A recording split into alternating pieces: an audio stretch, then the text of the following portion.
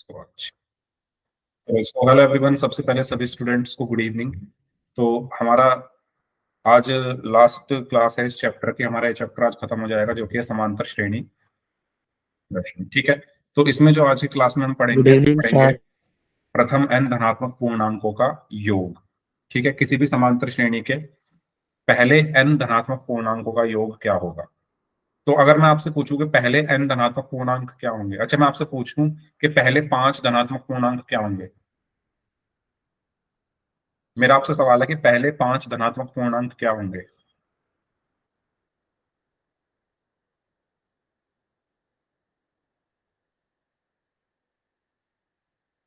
ऐसे पूर्णांक जो धनात्मक हों, पहले 5।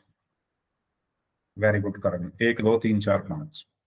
बाकी लोग, भाई इतना मुश्किल सवाल थोड़ी पूछा है मैंने पूछा है धनात्मक यानी प्लस वाले पूर्णांक। प्लस वाले पूर्णांक क्या होंगे पहले 5। भाई 1 से शुरू होंगे और 5 तक। अगर मैं आपसे कहूं पहले 10 तो 1 से लेकर 10 तक। अगर मैं आपसे कहूं पहले 12 तो 1 से लेकर 12 तक। अगर मैं आपसे कहूं पहले 20 तो 1 से लेकर 20 तक। तो समझ रहे हो ना। ऐसे ही अगर मैं कहूं पहले n धनात्मक पूर्णांक, तो कहां से कहां तक होंगे, 1 से लेकर n तक। ठीक है। तो उनका योग क्या होगा। तो भाई अगर मैं आपसे पूछूं कि पहले n धनात्मक पूर्णांक क्या होंगे, तो आप बोलोगे सर 1 से शुरू होंगे, 2 3 4 5 और ये चलते जाएंगे और कहां तक जाएंगे, n तक। n का मान कुछ भी हो सकता है, 20 25 30 40 35, है ना, 23 100 1000, कुछ भी हो सकता है n का मान। यानी आपको यहां से ये पता चल गया कि अगर मैं कह रहा हूं पहले 5 धनात्मक पूर्णांक, तो आप बोल रहे हो 1 2 3 4 5। अगर मैं आपसे बोल रहा हूं पहले 10 धनात्मक पूर्णांक, तो आप बोलोगे 1 2 3 4 5 और 10 तक। अगर मैं आपसे कहूं पहले 100 धनात्मक पूर्णांक, तो आप बोलोगे 1 2 3 4 और 100 तक। अगर मैं आपसे कहूं पहले 1000 धनात्मक पूर्णांक, तो आप बोलोगे 1 2 3 4 पहले 1000 तक। क्या आप ये बात समझ पा रहे हो। यहां से आपको क्या पता चल रहा है, पहले ये बताओ। इतनी चीज क्लियर है कि पहले जितने भी धनात्मक पूर्णांक है, अगर 10 पूछे जा रहे हैं तो 1 से लेकर 10 तक, 50 पूछे जा रहे हैं तो 1 से लेकर 50 तक, 100 पूछे जा रहे हैं तो 1 से लेकर 100 तक, 1000 पूछे जा रहे हैं तो 1 से लेकर 1000 तक। तो इनमें क्या चीज आपको कॉमन लग रही है। अगर मैं कह रहा हूं पहले धनात्मक पूर्णांक, तो आप देखो सारे के सारे 1 से शुरू हो रहे हैं। सारे के सारे धनात्मक पूर्णांक 1 से ही शुरू होंगे ना। चाहे पहले यस 10 सर। हो, चाहे पहले 20 हो, चाहे पहले 100 हो, चाहे पहले 1000 हो, सभी के सभी धनात्मक पूर्णांक 1 से शुरू होंगे। और सभी के सभी धनात्मक पूर्णांकों का सारवंतर 1 होगा। भाई 2 में से 1 घटाओगे 1 ही आएगा। ठीक है। क्या ये चीज सभी को क्लियर है कि आप पहले कितने भी धनात्मक पूर्णांक ले लो, सब में जो प्रथम पद होगा वो 1 होगा, और सब में जो सारवंतर है वो क्या होगा, 2 माइनस 1 यानी 1 होगा। यानी इनमें हमेशा ए का मान 1 होगा और डी का मान 1 होगा। क्या ये चीज क्लियर है सभी को। इन सभी में हमेशा ए का मान भी 1 होगा और डी का मान भी 1 होगा। तो अगर मैं कह रहा हूं पहले n धनात्मक पूर्णांक, अगर मैं कह रहा हूं पहले n धनात्मक पूर्णांकों का योग, तो ये भी 1 से ही स्टार्ट होंगे, ये भी 1 से ही स्टार्ट होंगे, और इनका भी सारवंतर क्या होगा, 1 ही होगा। ठीक है। तो पहले n धनात्मक पूर्णांक क्या होंगे, 1 से स्टार्ट होंगे और n तक जाएंगे।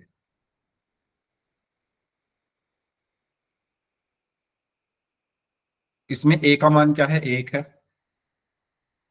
d का मान 2 माइनस 1 यानी 1। आपको निकालना है योग। तो योग का फॉर्मूला क्या होता है, एस एन बराबर n/2 into 2a plus n-1 into D.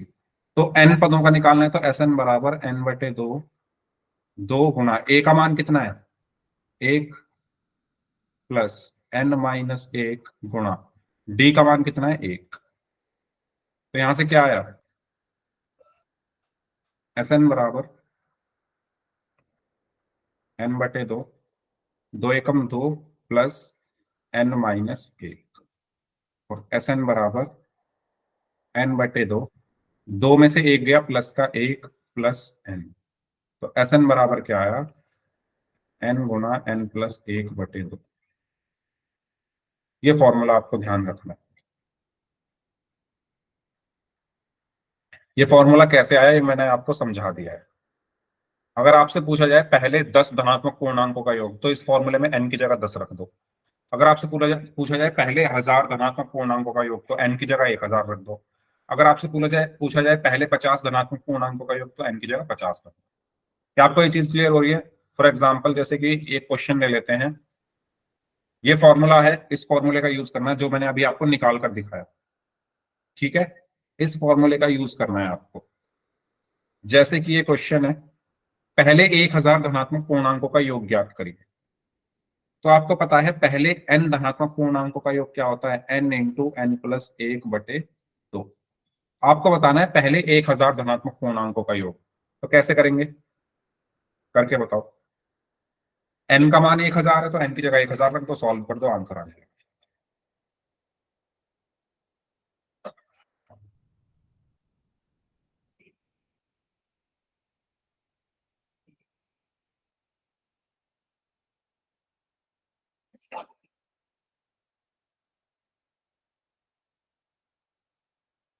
तो n की जगह क्या रख देंगे, 1000, क्योंकि n का मान 1000 है ना, तो फॉर्मूले में n की जगह 1000 रख दिया। तो s 1000 बराबर n की जगह 1000 गुणा 1000 प्लस एक बटे दो। दो से ही कट गया, दो पंजे 10, जीरो जीरो, तो ये आ गया 500। 500 गुना 1001, और इनकी गुणा करेंगे, पांच एकम पांच, पांच जीरो जीरो, पांच जीरो जीरो, पांच एकम पांच, तो ये हमारा आंसर है। कोई डाउट इसमें तो पूछ लीजिए, अगर क्लियर है तो यस टाइप कर दीजिए। अगर इस क्वेश्चन में किसी को कोई डाउट है तो पूछ लीजिए, और अगर क्लियर है सभी को तो यस टाइप कर दीजिए। ठीक है, ऐसा ही सेम क्वेश्चन एक और करते हैं। पहले 50 धनात्मक पूर्णांकों का योग ज्ञात करें। पहले 50 धनात्मक पूर्णांकों का योग ज्ञात करें।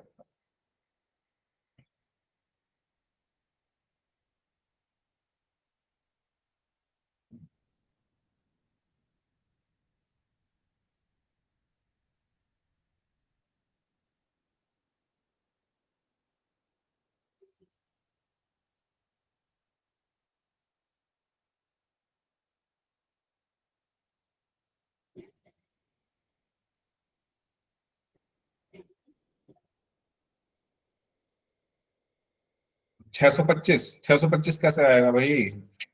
फॉर्मूला क्या होता है, क्या कर रहे हो आप लोग? फॉर्मूला क्या होता है, सम एस एन बराबर एन इंटू एन प्लस एक बटे दो। आपको इसमें एन का मान 25 रखना है बस, है ना। एन का मान, सॉरी, 50 रखना है। एन का मान रख दिया 50 गुना एन का मान 50 प्लस एक बटे दो। 50 क्यों रखोगे, आपको 50 धनात्मक पूर्णांकों का योग चाहिए, तो एन की जगह 50 रख दिया। तो एस एन बराबर क्या आया, 50 गुना 50 और एक कितना हो गया, 51 बटे दो। तो दो दूनी चार, दो पंजे 10, तो ये कितना आया, 25 गुना 51। तो 25 से कम 25, हासिल में दो, 25 पंजे 125, 125 और दो 127, तो 1275 आएगा। ठीक है, क्या आएगा, 1275 आएगा। अगर मैं आपसे कहूं पहले 40 धनात्मक पूर्णांकों का योग ज्ञात कीजिए।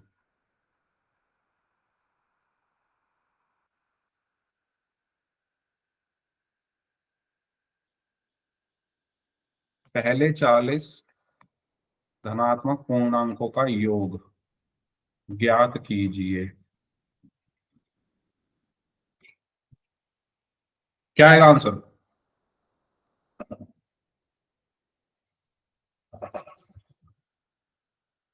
तो फॉर्मूला ये होता है एस एन बराबर N into N plus one बटे दो। तो इसमें आप एन की जगह 40 रख दो। ठीक है, एन की जगह क्या रख दो, 40 गुना 40 प्लस एक बटे दो। तो दो दूनी चार, जीरो 20 आ गया, और 20 गुना 40 और एक कितना आ गया, 41। तो 41 दूनी कितने होते हैं 82, तो 820 आ गया आंसर। तो यानी ये जो फॉर्मूला है इसमें आपको बस एन का मान रखना है और सॉल्व करना है। एन का मतलब क्या होता है पदों की संख्या। तो 40 धनात्मक पूर्णांक यानी पदों की संख्या 40 होगी 1 से लेकर 40 तक। तो एन की जगह 40 रख दिया, इसको सॉल्व कर दिया। ठीक है, तो एक क्वेश्चन है। अच्छा ये ऐसा ही आ गया क्वेश्चन भी। चलो इसको सॉल्व करो सभी लोग।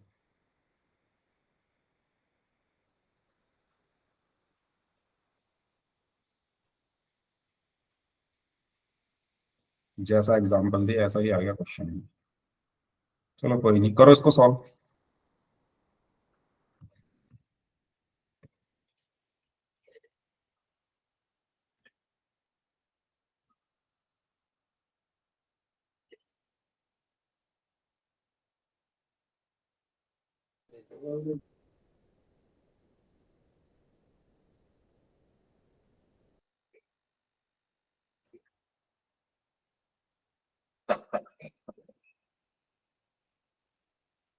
सभी स्टूडेंट सॉल्व करें इस क्वेश्चन को।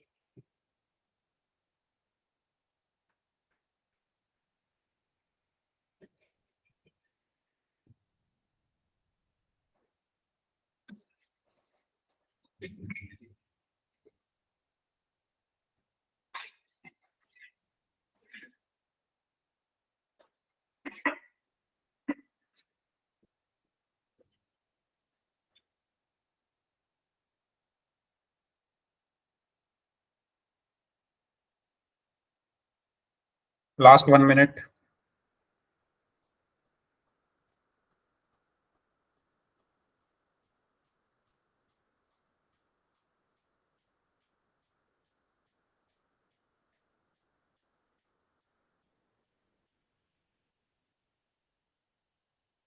Last 5 seconds. 5, 4, 3, 2, 1।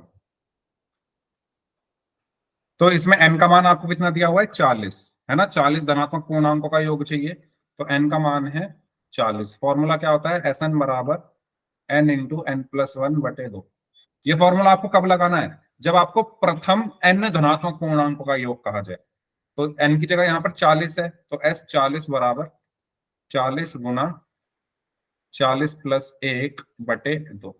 40 को 2 से भाग किया तो 20 आया। तो एस 40 बराबर 20 गुना 40 और एक 41, तो 41 दूनी 82 और एक जीरो आ गई, तो 820 यानी ऑप्शन बी। ठीक है, तो इसका सही आंसर क्या होगा ऑप्शन बी होगा। एक और क्वेश्चन करते हैं। प्रथम 200 धनात्मक पूर्णांकों का योग ज्ञात कीजिए। तो इस बार एन की जगह क्या रखना है 200, क्योंकि पदों की संख्या 200 रहेगी ना 1 से लेकर 200 तक।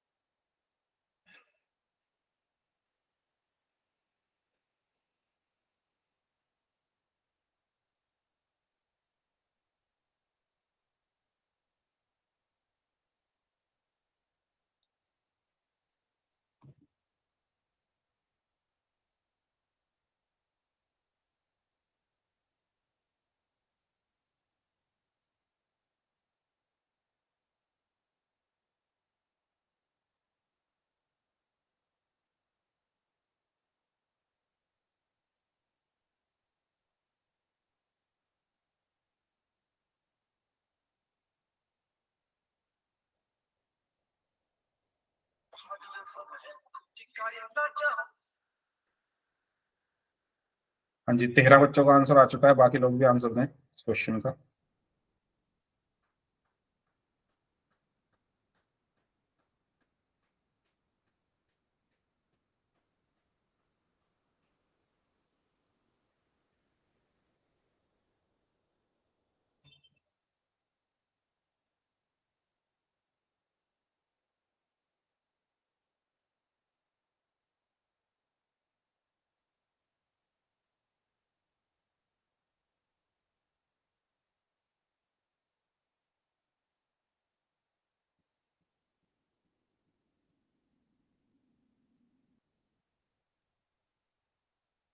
चलिए लास्ट 5 सेकेंड्स, 5, 4, 3, 2, 1। तो इस बार हमें 200 धनात्मक पूर्णांकों का योग, यानी n का मान है 200। तो सम का फॉर्मूला क्या होता है, योग का formula n into N plus 1/2। तो s 200 बराबर n का मान 200 गुना 200 प्लस 1/2। 200 को 2 से भाग किया तो 100 आया। तो s 200 बराबर 100 गुना 201। तो इसकी गुणा करेंगे तो 201 एकम 201 और 2 जीरो और आ गई। तो 20,100, ऑप्शन सी। ये बहुत इजी क्वेश्चन है, इनमें इनको करने में ना मुश्किल से 1 मिनट भी नहीं लगेगा, अगर आते हैं तो, अगर ध्यान से अब तक ये चैप्टर पढ़ा है तो। फॉर्मूला है, फॉर्मूले में एन की वैल्यू रखनी है और कैलकुलेशन आनी चाहिए, बस बेसिक चीजें आनी चाहिए। ठीक है, तो फाइनली ये चैप्टर हमारा यहीं पर खत्म होता है। ओके, जो समांतर श्रेणी है आज हमने खत्म कर लिया है। अब हम अगले चैप्टर की तरफ बढ़ रहे हैं जो कि त्रिकोणमिति। तो शुरू करें त्रिकोणमिति, ट्रिग्नोमेट्री जिसको हम कहते हैं इंग्लिश में। चलो जो स्टार्ट कर लेते हैं, त्रिकोणमिति या ट्रिग्नोमेट्री क्या होता है। तो सबसे पहली चीज कि ये होता क्या है ना, त्रिकोणमिति या ट्रिग्नोमेट्री का मतलब क्या होता है। तो त्रिकोणमिति जो है, ट्रिग्नोमेट्री जो है, वो 3 वर्ड से मिलकर बना है। ठीक है, जिसमें ट्राई मतलब 3, गोनो मतलब भुजा, और मैट्री मतलब होता है मेजरमेंट करना यानी मापना। तो 3 भुजाओं की माप, ये इसका मतलब है। ठीक है, त्रिकोणमिति का मतलब क्या है, 3 भुजाओं की माप। अब ये 3 भुजा होती किसमें है, 3 भुजा किसके पास होती है, 3 भुजा किसके पास होती है, ट्राइंगल, वेरी गुड एकता। ट्राइंगल के पास होती है, यानी त्रिभुज के पास होती है 3 भुजाएं। 3 भुजाएं किसके पास होती है, त्रिभुज के पास। यानी ट्रिग्नोमेट्री या त्रिकोणमिति में हम किसकी स्टडी करते हैं, त्रिभुज की। किसकी स्टडी करते हैं, त्रिभुज की। किसका अध्ययन करते हैं, त्रिभुज का। ठीक है, अब त्रिभुज में क्या क्या चीजें होती है, त्रिभुज में 3 कोण होते हैं, 3 एंगल होते हैं, और 3 भुजा यानी 3 साइड्स होती है। 3 एंगल्स एंड 3 साइड्स, 3 कोण और 3 भुजा। तो इन 3 कोण और 3 भुजाओं के बीच का जो संबंध है, ये 3 कोण और 3 भुजाओं के बीच का जो संबंध है, इसको हम किस में पढ़ते हैं, त्रिकोणमिति में पढ़ते हैं। ठीक है, किसमें पढ़ते हैं, त्रिकोणमिति में पढ़ते हैं, ट्रिग्नोमेट्री में पढ़ते हैं।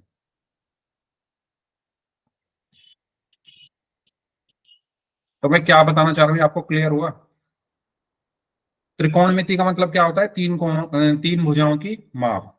3 भुजा किसमें होती है, 3 भुजा होती है त्रिभुज में। त्रिभुज में 3 कोण और 3 भुजा, यानी इनके बीच का जो संबंध है, उसका जो, उसकी जो स्टडी है, उसका जो अध्ययन किया जाता है, उसको हम क्या कहते हैं, त्रिकोणमिति कहते हैं। ठीक है, यहां तक किसी को कोई प्रॉब्लम कि त्रिकोणमिति क्या होती है इसको समझने में, यानी यहां से आपको ये आइडिया लगेगा कि त्रिकोणमिति में हम क्या पढ़ने वाले हैं, एक त्रिभुज के बारे में पढ़ने वाले हैं। ये आइडिया सबको लग गया कि त्रिकोणमिति में हम किसके बारे में पढ़ने वाले हैं, त्रिभुज के बारे में पढ़ने वाले हैं। अब वो कौन सा त्रिभुज हम पढ़ेंगे? जिस त्रिभुज के बारे में हम पढ़ने वाले हैं वो है समकोण त्रिभुज। कौन से त्रिभुज को पढ़ेंगे हम? समकोण त्रिभुज को, यानी राइट एंगल ट्राइंगल को।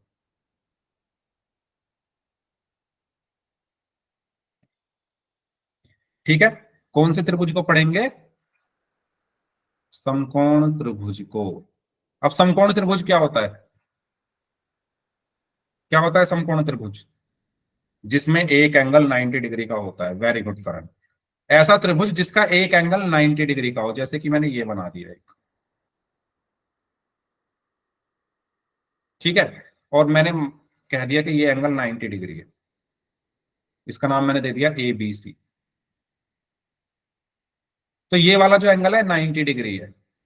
तो ऐसा त्रिभुज जिसका एक कोण 90 डिग्री का हो, एक एंगल 90 डिग्री का हो, उसको हम क्या कहते हैं? समकोण त्रिभुज या राइट एंगल ट्राइंगल कहते हैं। और इस तरह के ट्राइंगल को हम त्रिकोणमिति में पढ़ते हैं। किस तरह के ट्राइंगल को पढ़ते हैं? समकोण त्रिभुज को, राइट एंगल ट्राइंगल को। तो पूरी त्रिकोणमिति में हम इसको पढ़ेंगे, समकोण त्रिभुज को। और समकोण त्रिभुज क्या होता है? जिसका एक कोण 90 डिग्री और बाकी दो कोण न्यून कोण हो, एक्यूट एंगल्स, यानी 90 डिग्री से कम हो। ठीक है, तो करें स्टार्ट पढ़ना। तो ये किस प्रकार का त्रिभुज है? ये है हमारा समकोण त्रिभुज, इसी को हम पढ़ेंगे। चलिए अब एक बार इसका दैनिक जीवन में उपयोग देख लेते हैं। डेली लाइफ में इसके क्या यूजेस है? तो देखो, त्रिकोणमिति का बेसिकली जो यूज है वो हाइट निकालना और गहराई निकालना। हाइट मतलब जैसे यहां पर लिखा हुआ है, जमीन से हवाई जहाज जो उड़ रहा है आसमान में, उसकी ऊंचाई किसकी हेल्प से निकाली जाती है? ट्रिग्नोमेट्री की हेल्प से, त्रिकोणमिति की हेल्प से। पनडुब्बी, सबमरीन, जो हमारी अंदर पानी के सबमरीन होती है ना हमारी, जो पानी के अंदर चलती हैं पनडुब्बियां, उन वो पानी के अंदर कितनी गहराई पर है, ठीक है, उसका पता हम ट्रिग्नोमेट्री की हेल्प से लगा सकते हैं। ऊंचाई निकालना, लंबाई निकालना। ठीक है, तो ये जो ऊंचाई हो गई, लंबाई हो गई, गहराई हो गई, इन सब चीजों का को निकालने के लिए हम ट्रिग्नोमेट्री का यूज कर सकते हैं। ठीक है, या कोई एंगल, यानी मान लो कि हमारा जो हवाई जहाज है वो किस एंगल पर उड़ रहा है, वो निकालने के लिए। तो समझ रहे हो? तो ट्रिग्नोमेट्री या त्रिकोणमिति का यूज क्या है? ऊंचाई वगैरह का पता लगाने के लिए हम यूज करते हैं। और जो हमारा इससे अगला चैप्टर, चैप्टर नंबर 9, उसमें जो क्वेश्चन आप पढ़ोगे उसमें ऐसे ही क्वेश्चन है कि एक मीनार है, उस वो इतनी ऊंचाई पर है, उसका कोण, अवनमन कोण, ये सब आप पढ़ोगे अगले चैप्टर में। तो वहां पर आप देखोगे भी कि कैसे यूज हो रहा है। ठीक है, लेकिन वहां तक जाने से पहले हमें ट्रिग्नोमेट्री के बेसिक्स बहुत अच्छे से आने चाहिए, और वही मैं अब आपको सिखाने के लिए जा रहा हूं, तो ध्यान से आप देखेंगे। तो शुरू करते हैं फिर। तो ये मैं आपको बता चुका हूं, समकोण त्रिभुज क्या होता है? जिसका एक कोण 90 डिग्री हो और बाकी दो कोण क्या हो? 90 डिग्री से कम हो, यानी न्यून कोण हो, एक्यूट एंगल्स हो।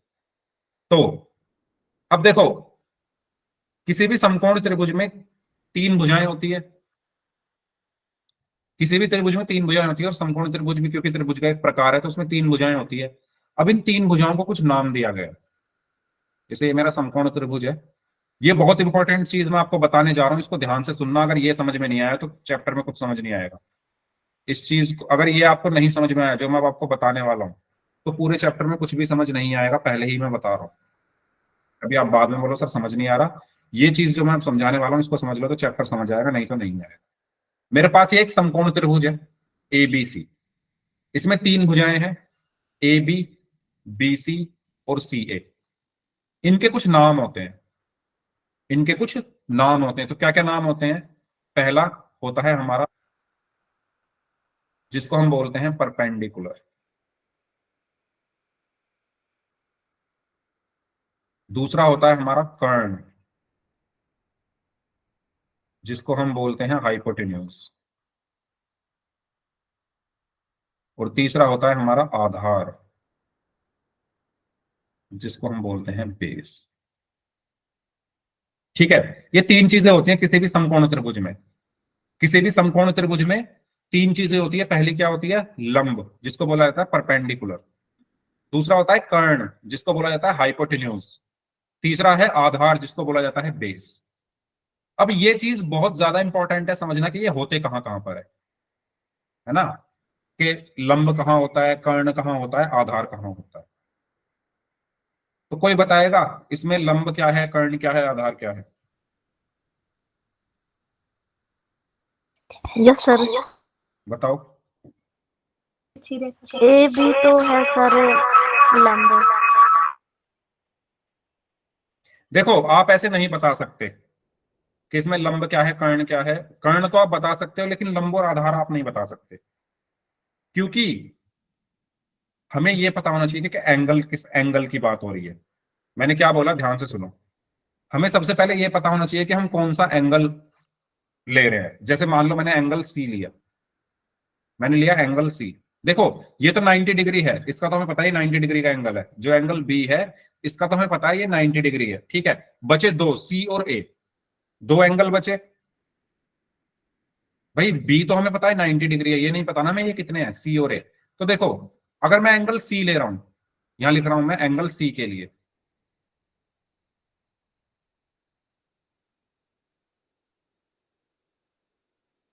तो एंगल सी पहले आप देख लो, ये रहा आपका एंगल सी। अब ध्यान से सुनना, लंब क्या होता है।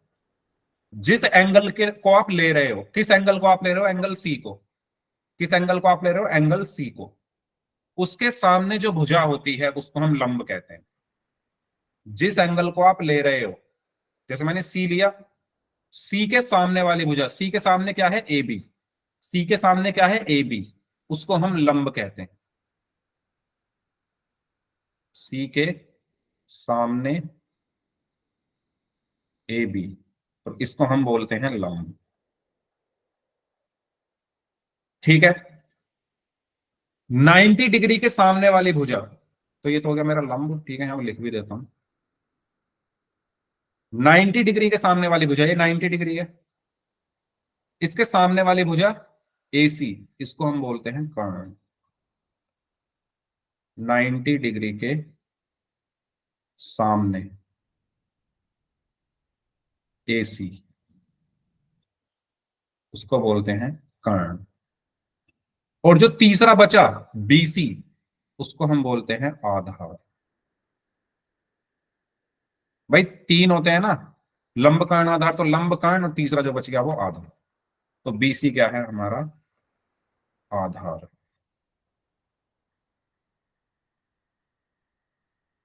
ठीक है, क्या आपको ये चीज क्लियर हुई या नहीं? एंगल सी के लिए बोला है ये मैंने, किस एंगल के लिए बोला है, एंगल सी के लिए, ये ध्यान रखना। तो जिस एंगल की बात हो रही है, जैसे सी की बात हो रही थी, तो सी के सामने होगा लंब, 90 डिग्री के सामने होगा कर्ण, और जो तीसरा बच गया वो हो गया आधार। ठीक है। अब अगर मैं कहूं एंगल ए के लिए निकालो, अगर मैं कहूं एंगल ए के लिए, तो अगले उस पर कर लेते हैं। त्रिभुज मेरा यही है, समकोण त्रिभुज।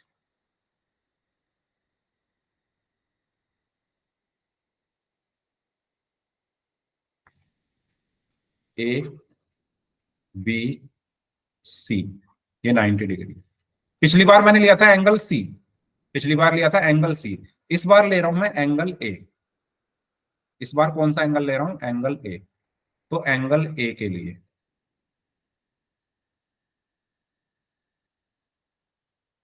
तो जिस एंगल की बात हो रही है, ए की बात हो रही है, उसके सामने जो भुजा है वो होगी लंब, यानी बीसी हो गया लंब। ये मेरा क्या हो गया, लंब, इस एंगल के लिए। ठीक है। 90 डिग्री के सामने क्या होगा, कर्ण, तो ए सी हो गया आपका कर्ण।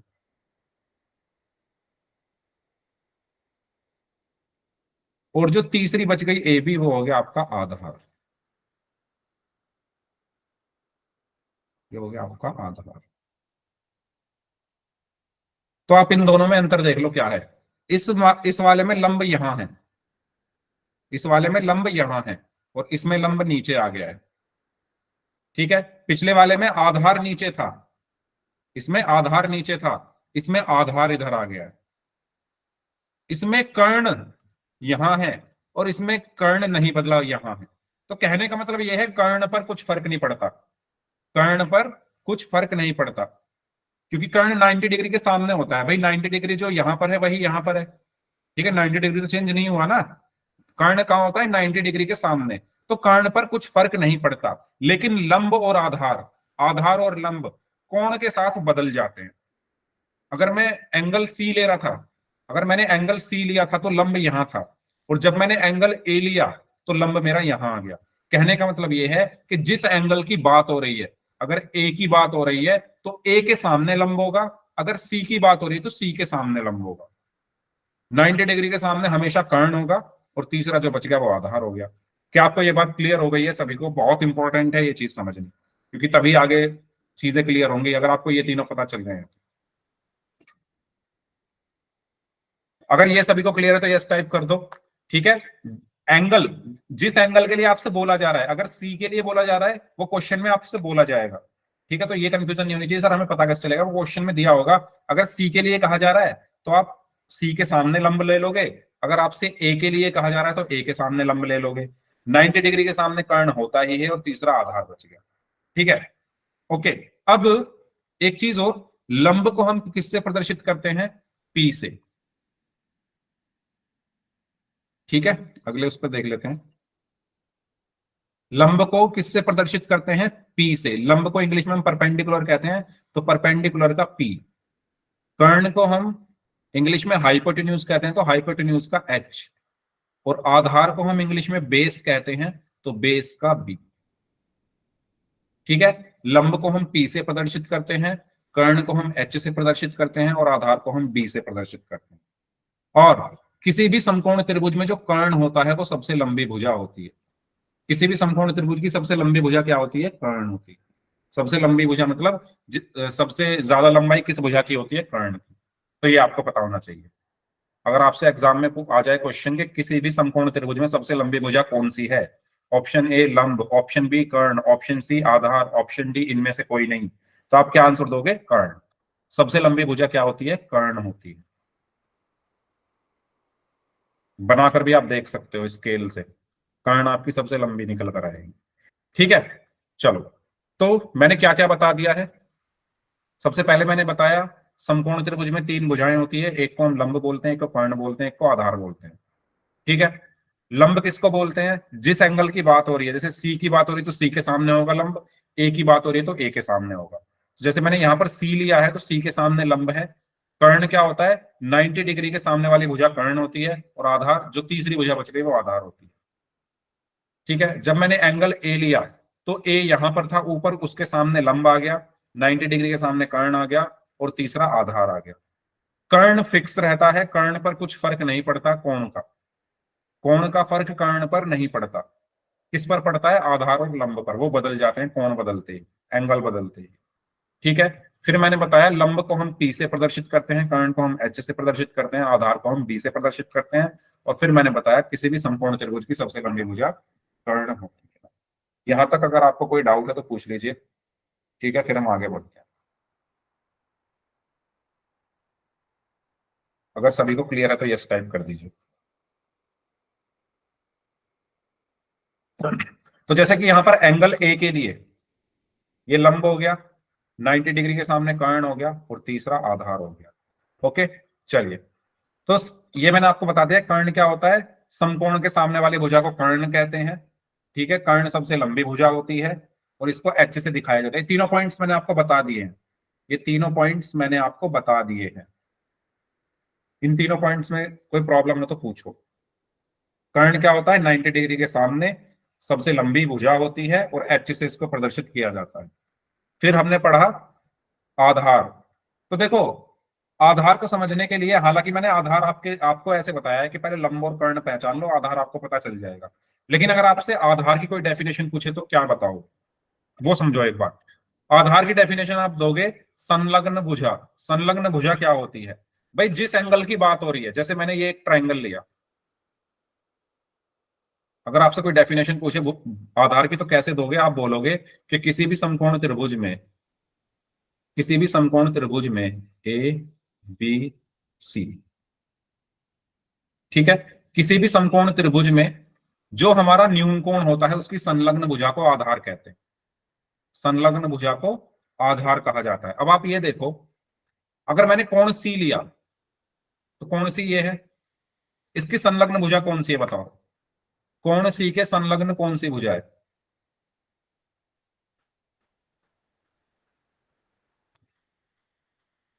देखो कोण सी से दो भुजाएं जा रही है, कोण सी से दो भुजाएं जा रही है, एक ये जा रही है और एक ये जा रही है। संलग्न कौन सी होगी जो 90 डिग्री पर जाकर मिल रही है? संलग्न भुजा क्या होगी?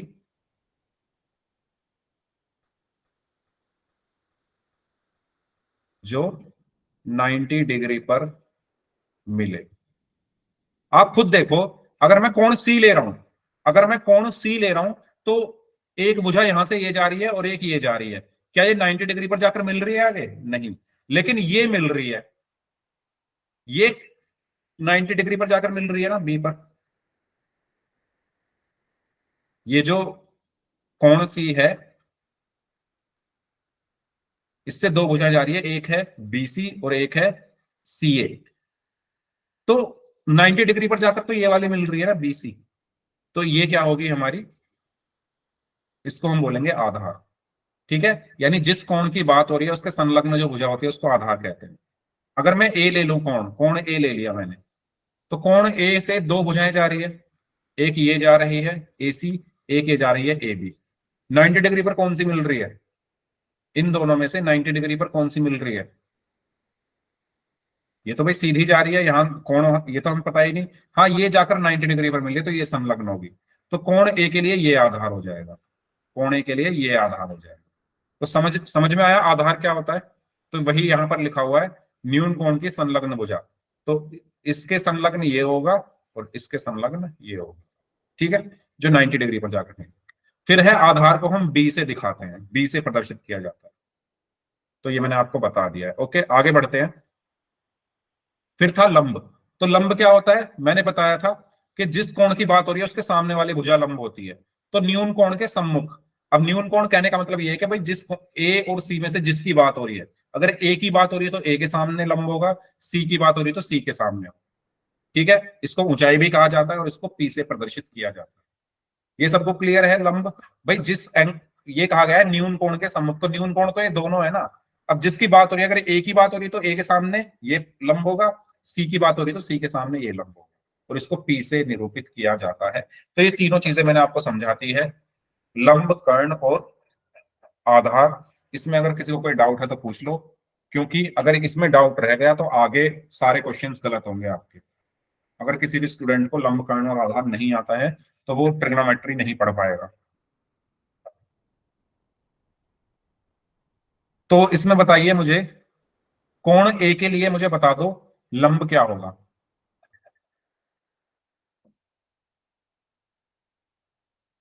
कोण ए के लिए लंब क्या होगा?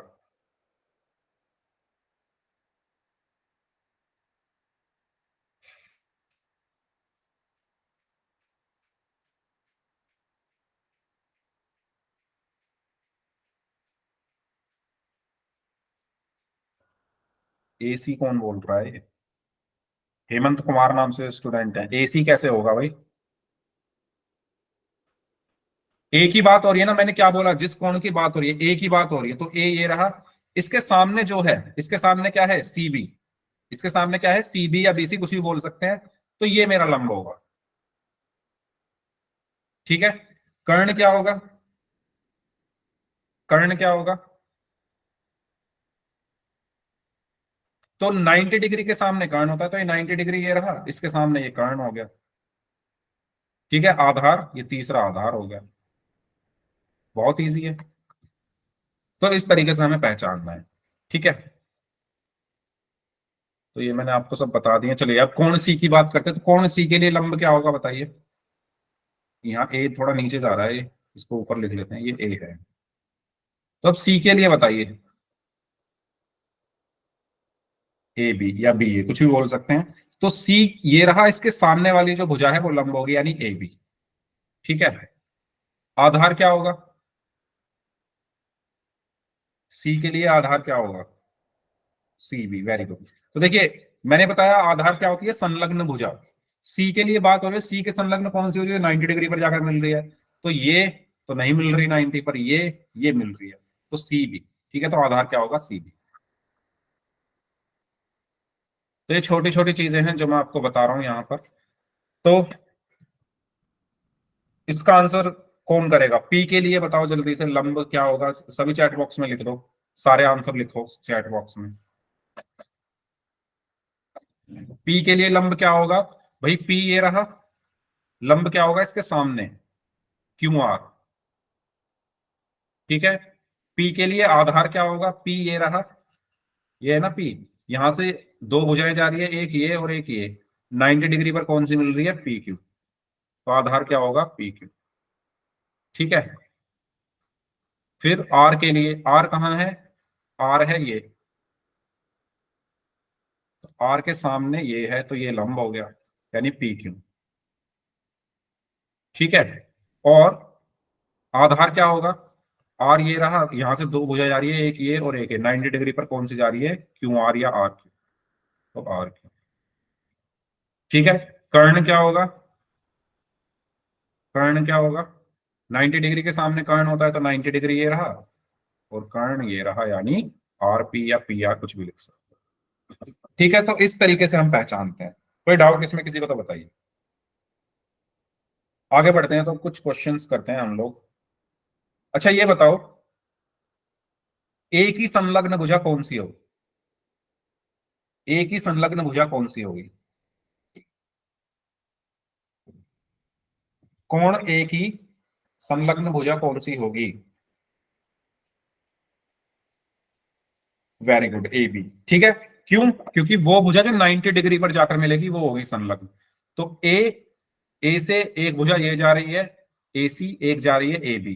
तो ये तो भाई इसका ये कोण तो मुझे पता नहीं ना कितने डिग्री पर है, ये 90 डिग्री पर जाकर मिल रही है।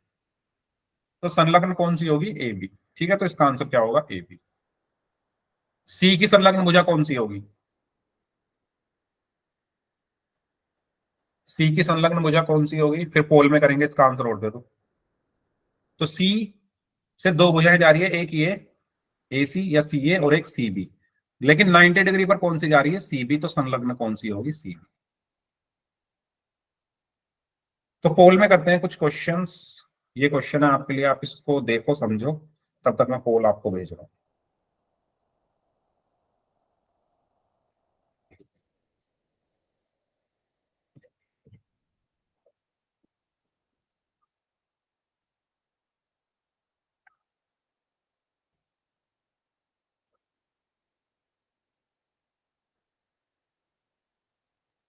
करिए सॉल्व इसको।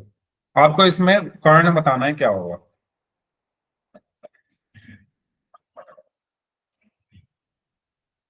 बताइए।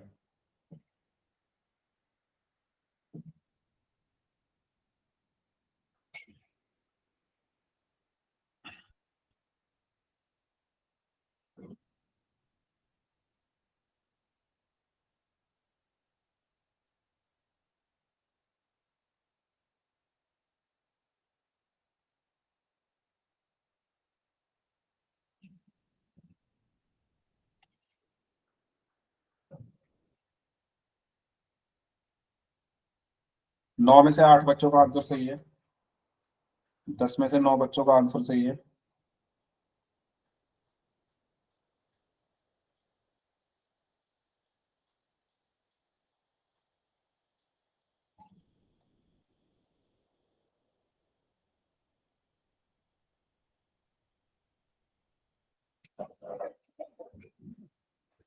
सत्रह में से 15 बच्चों का आंसर सही है।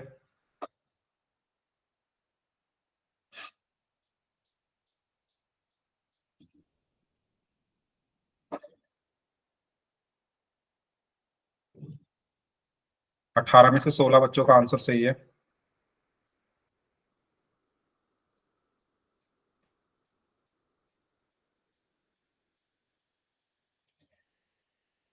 21 में से 18 बच्चों का आंसर सही है।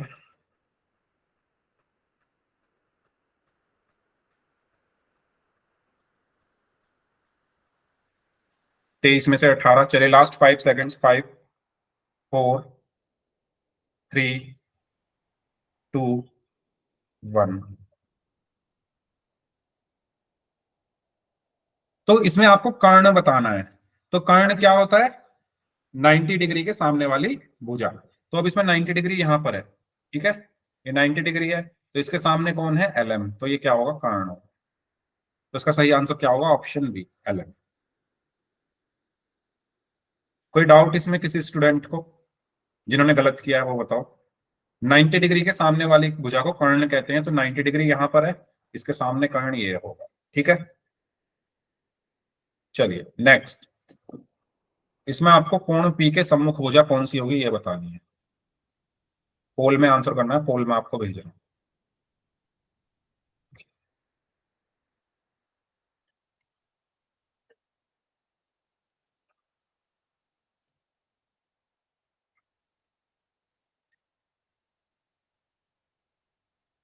करिए सॉल्व।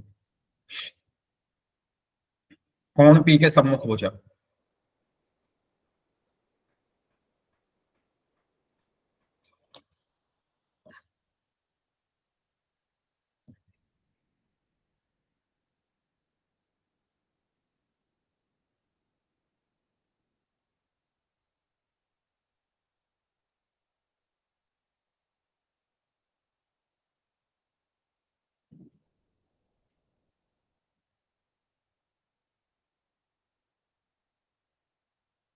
सम्मुख मतलब होता है सामने, तो आपको पी के सामने कौन सी भुजा दिख रही है वो आंसर देना है। कुछ बच्चों को सामने का मतलब पता नहीं है क्या, 4 बच्चों ने गलत आंसर दे दिया।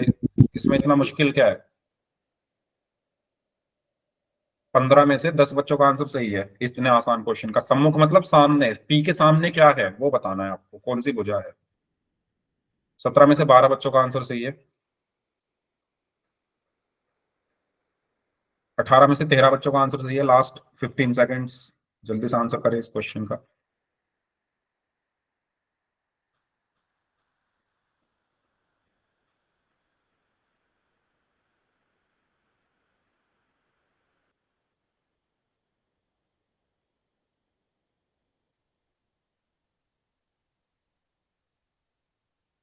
Last 5 seconds, 5, 4, 3, 2, 1।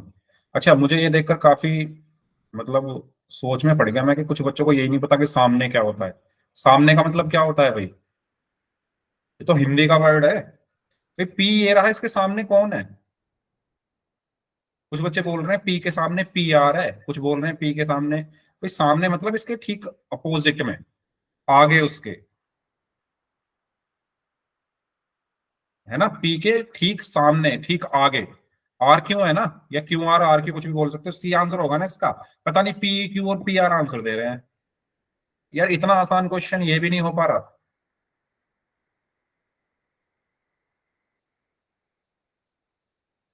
सी आंसर होगा इसका, RQ। ठीक है, नेक्स्ट। चलिए, इसमें संलग्न भुजा बतानी है।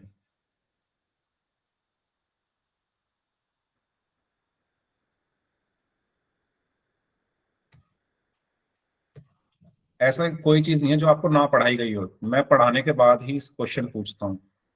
तो ये सब मैं पढ़ा चुका हूँ। संलग्न भुजा क्या होती है, कर्ण क्या होता है, सम्मुख का मतलब क्या होता है। देखो, इसमें भी बहुत लोग गलत करेंगे, मुझे पूरा भरोसा है। जेड के संलग्न भुजा कौन सी है। एक बच्चे का सही है अभी तक, दो का सही है, 4 में से, 5 में से 2 का सही है, पता था मुझे। यही हाल है भाई। चलो कर लो। मैं बार बार रिपीट कर रहा हूँ एक ही चीज, अगर आपको ये सब चीजें नहीं आएंगी समझ में, तो आगे आपको कुछ समझ में नहीं आएगा। तो डाउट है तो पूछ लो माइक ऑन करके, फिर आगे परेशान होगे, कुछ नहीं आएगा समझ में, फिर बोलना सर क्या चल रहा है, ये हवा में जाएगा सब। 11 में से 6 बच्चों का ही आंसर सही है सिर्फ। संलग्न भुजा क्या होती है, जो 90 डिग्री पर जाकर मिल रही हो। जेड से दो भुजाएं जा रही है, ZX और ZY, 90 डिग्री पर जो जा रही है वो संलग्न है जेड के, यही तो मैंने बताया था।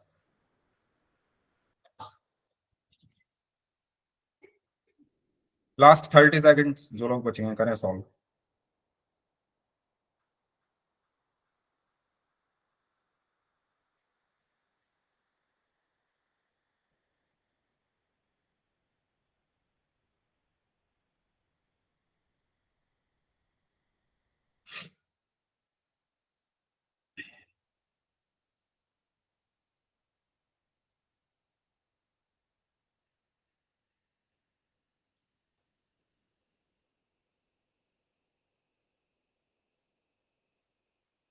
Last 5 seconds, 5 4 3 2 1। तो संलग्न भुजा क्या होती है? जेड के संलग्न चाहिए, जेड ये रहा, इससे जेड से दो भुजाएं जा रही है, जेड एक्स और जेड वाई। संलग्न वो होगी जो 90 डिग्री पर जाकर मिल रही हो। तो ये तो यहाँ कोई कोण हमें पता है कितने डिग्री का है? नहीं पता। तो ये तो जेड एक्स तो मिल नहीं रही, कौन सी मिल रही है? Z Y. तो ये 90 डिग्री पर जाकर मिल रही है। भाई इसका मतलब 90 डिग्री होता है जो साइन बना हुआ है, ये जो छोटा सा ऐसे जो बना देते हैं ना, ये 90 डिग्री बताता है। और ये हमें नहीं पता कितने डिग्री का भी हो सकता है। तो ये जो जेड वाई है यहां आकर 90 डिग्री पर मिल रही है, तो जेड वाई या वाई जेड इसका आंसर होगा, ऑप्शन बी। ठीक है, तो आगे बढ़ते हैं। अब हम बात करते हैं पाइथागोरस प्रमेय क्या होती है। तो सबसे पहली चीज, पाइथागोरस प्रमेय हमेशा समकोण त्रिभुज में लगती है। कौन से त्रिभुज में लगती है? हमेशा समकोण त्रिभुज में हम इसको यूज करते हैं। और पाइथागोरस प्रमेय समझने से पहले आपको कर्ण, लंब, आधार क्या होते हैं ये पता होने चाहिए, और ये मैं आपको बता चुका हूं। तो पाइथागोरस प्रमेय क्या होती है कि अगर मेरे पास कोई एक समकोण त्रिभुज है, अगर मेरे पास कोई एक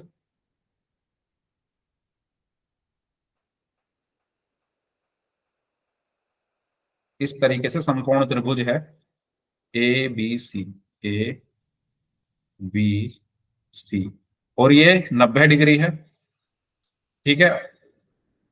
इस कोण के लिए ये लंब होगा, ये कर्ण हो गया 90 डिग्री के सामने, और ये आधार हो गया। तो पाइथागोरस प्रमेय क्या कहती है? इसको हम एच से प्रदर्शित करते हैं, इसको हम पी से, इसको हम बी से। तो पाइथागोरस प्रमेय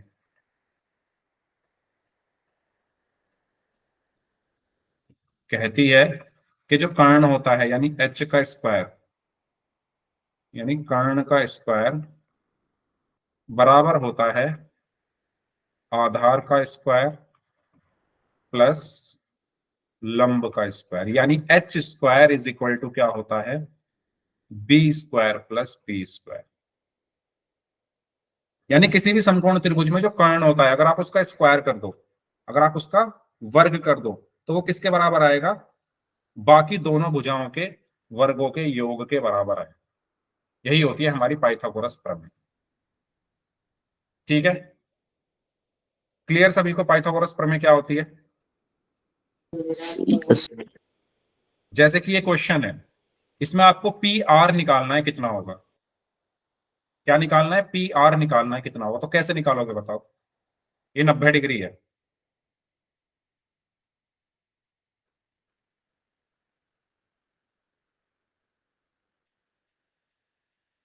तो सबसे पहले आप इसमें क्या निकालोगे? कर्ण क्या है, आधार क्या है, लंब क्या है।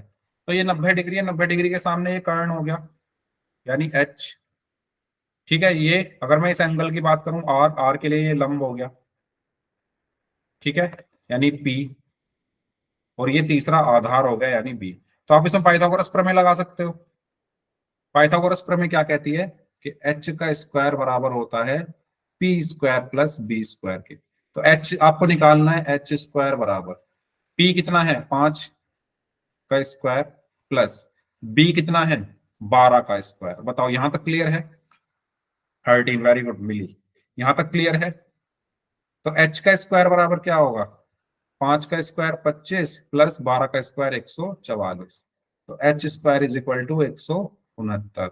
तो एच बराबर क्या आएगा? स्क्वायर इधर जाकर वर्गमूल में बदल गया, 169, और 169 का वर्गमूल क्या हुआ? 13। तो कर्ण कितना आ गया? 13 सेंटीमीटर। इस तरीके से हम पाइथागोरस प्रमेय का यूज करके, अगर हमें दो भुजाएं पता है तो तीसरी भुजा निकाल सकते हैं किसी भी समकोण त्रिभुज की। और इसका यूज हम बहुत ज्यादा करने वाले हैं आने वाली क्लासेस में। तो ये सबको आनी चाहिए, जो भी चीजें मैंने पढ़ाई है ना ये आगे काम आएंगी, ऐसा नहीं कि ये बस मैं ऐसी हवा में पढ़ा रहा हूँ। तो ध्यान से सभी लोग समझे इसको, ठीक है। तो ये क्वेश्चन आपको होमवर्क में करना है, इसका स्क्रीनशॉट ले लो सभी लोग। आपको एक समकोण त्रिभुज दिया हुआ है, उसमें समकोण त्रिभुज का आपको लंब निकालना है।